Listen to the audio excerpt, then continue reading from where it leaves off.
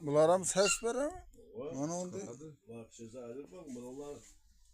Vallahi bu duymadım parmağım.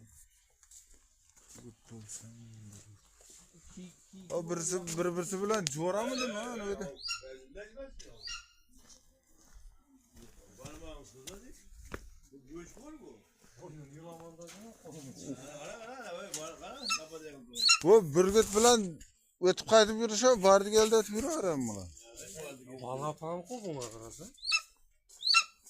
Ya öne bir yerde tişik vardı. Ne bu?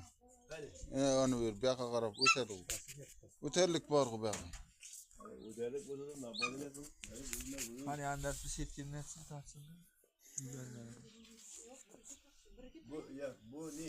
Mıyıkı. Böyle bir güzel. Oh. Laşım bular da. Bölgete balları ya. Ne balası var? Öyle bir güttüm bağlar. Kaç olsun?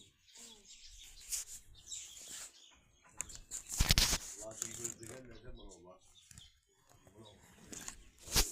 Ana Gözden ötürü olabilir. Bular ham ses beremi? Mana oldu. bak size ayrı bak bunlar. Vallahi bu duymadım parmağım. O birisi bilen joramıdı mı? Hani öyle. Parmağım sızladı. Bu göç var bu. Onun yılamanda ne kolunu Bu birgit bilen ötüp kaytıp yürüyüşe vardı geldi ötüp yürüyor mu lan? Valla falan kol buna karasa. Ya öne bir yerde tişik vardı. Ne bu? Onu bir yaka karab ötedi bu. Öterlik var bu yaka. Öderlik bu da ne yapalım? Hani andat bir setkin netsin tatsın.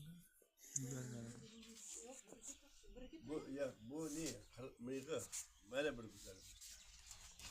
Oh. Laşım bular da. Bölgete balları ya. Ne balası var? Öyle bir güttüm bağlar. Kaç olsun? Laşım gözü gel nerede bana